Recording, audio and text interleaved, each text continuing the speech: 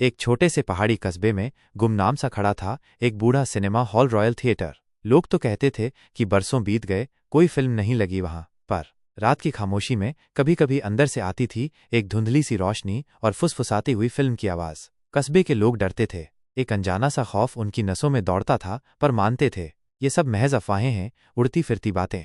एक दिन कॉलेज के 4 दोस्त, अर्जुन जो हमेशा जोश से भरा रहता था, नेहा जिसके दिल में एक डरपोक कोना छुपा था, राघव जो हर चुनौती को हंसी में उड़ा देता था, और सिया जो शांत और रहस्यमयी थी, कस्बे में यूं ही घूम रहे थे। उनकी नज़र अचानक रॉयल थिएटर पर पड़ी।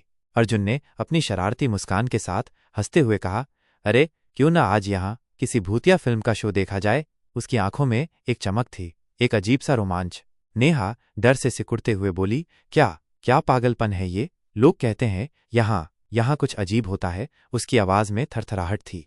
राघव ने एक चुनौती भरी नजरों से देखते हुए कहा, अगर डरती हो तो बाहर बैठो, हम तीनों अंदर चलते हैं। उसकी बातों में एक आत्मविश्वास था, पर अंदर कहीं एक सवाल भी था। थोड़ा झिझकने के बाद, अनिच्छा से ही सही, सब मान गए। दरवाजा एक अजीब सी दर्दनाक चरमराहट के साथ खुला। अंदर से गहराई से आती हुई ठंडी हवा ने सबको एक पल के लिए सिहरने पर मजबूर कर दिया। हवा में एक अजीब सी नमी थी, एक पुरानी यादों की गंध।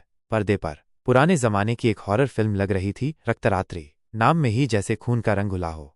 थिएटर एकदम खाली था, बस एक बुजुर्ग दरबान, बूढ़ा और खामोश, अपनी झुर्रियों भरी आंखों में एक अनकही कहानी छुपाए बैठा था। उसने बिना कुछ बोले, बस एक दबे हुए इशारे से उन्हें अंदर भेज दिया। जैसे ही वे अपनी सीटों पर बैठे, पुरानी मखमली सीटों की धूल में एक अजीब सी शांति थी। पर्दे पर फिल्म शुरू हो गई, मगर स्क्रीन पर जो दिख रहा था वो फिल्म नहीं थी, वो जैसे किसी की असली जिंदगी थी। स्क्रीन पर 4 लोग एक वीरान थिएटर में फंसे दिख रहे थे, बिल्कुल उन्हीं जैसे, और एक एक कर रहस्यमयी तरीके से गायब हो रहे थे। हवा में एक अनजाना डर घुल रहा था। नेहा ने घबराकर अपनी आवाज में डर की कांपते हुए कहा, ये तो हमारी ही कहानी लग रही है। उसकी आंखें पर्दे पर जमी थीं, जैसे किसी बुरे सपने को देख रही हों। तभी सिया की सीट खाली हो गई। कोई चीख नहीं, कोई हलचल नहीं, बस एक पल में वो गायब हो गई। हवा में सिर्फ एक ठंडी सिहरन बाकी रह गई।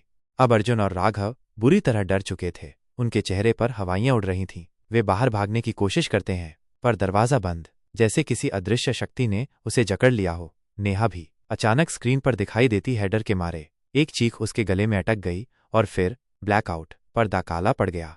अब सिर्फ अर्जुन बचा था, अकेला और बेबस। वह स्क्रीन की तरफ देखता है, और वहां खुद को देखता है, खड़ा हांफता हुआ। उसकी आंखें डर से पथरा गई थीं। तभी स्क्रीन के पार से एक काली परछाई निकलती है, ठंडी और भयानक, और अर्जुन की तरफ बढ़ती है। धीरे धीरे उसकी सांसें थमने लगीं। कट टू अगले दिन की सुबह। सूरज की हल्की किरणें उस वीरान थिएटर पर पड़ रही थीं।